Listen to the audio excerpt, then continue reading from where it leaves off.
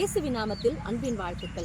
ஒரு அப்பா பேப்பர் படிச்சுட்டு இருந்தாங்க. அப்போ அவங்க பையன் போய் பக்கத்துல போய் நின்று, அப்பா எப்ப பார்த்தாலும் பேப்பர் படிச்சுட்டு இருக்கீங்க, எதனா ஒண்ணு பண்ணிட்டே இருக்கீங்களப்பா, என்கிட்ட பேசுங்க, என் கூட விளையாடுங்க, எதனா ஒண்ணு பண்ணுங்கப்பா, போர் அடிக்குதுப்பா அப்படின்னு பையன் சொன்னான்.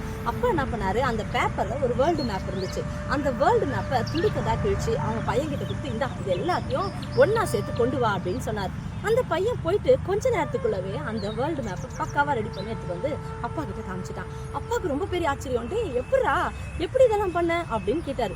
அப்போ பையன் சொன்னாப்பா, எனக்கு ஆப்பிரிக்கா, அண்டார்டிகா இப்படி எந்த கண்ட்ரீஸ் பத்தி எல்லாம் தெரியாது, ஆனா அந்த துண்டு துண்டா கிழிச்ச பேப்பருக்கு பின்னாடி ஒரு மனுஷனுடைய முகம் இருந்துச்சு. அதுல கண்ணு எது, காது எது, மூக்கு எதுன்னு பார்த்து அதை அழகா கேதர் பண்ணப்பா, அதனாலதான் இந்த உலக வரைபடம் அழகா வந்துருச்சு அப்படின்னு சொன்னான்.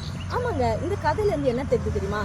நம்ம மத்தவங்க மாறணும்னு சொல்லி பேசுறோம், கதறோம், கத்துறோம். ஆனா மாற்றம் என்பது நமக்குள்ள வரணும். ஏன் எனக்குள்ள வரணும். நான் மாறினாதான் என் குடும்பம் மாறும், என் குடும்பம் மாறினாதான் என் கூட இருக்கவங்க எல்லாருமே மாறுவாங்க, என் கூட இருக்கவங்க எல்லாருமே மாறிட்டா இந்த ஊர் மாறும், இந்த ஊர் மாறினா நாடு மாறும், நாடு மாறினா இந்த உலகமே மாறிடும். அப்போ மாற்றம் என்பது முதலாவது என்கிட்ட இருந்து தொடங்கணும். ஸோ நான் மாற ஆசைப்படுறேன், நீங்க மாற ஆசைப்படுறீங்களா? கர்த்தர் தாமே உங்களை ஆசீர்வதிப்பாராக. ஆமென்.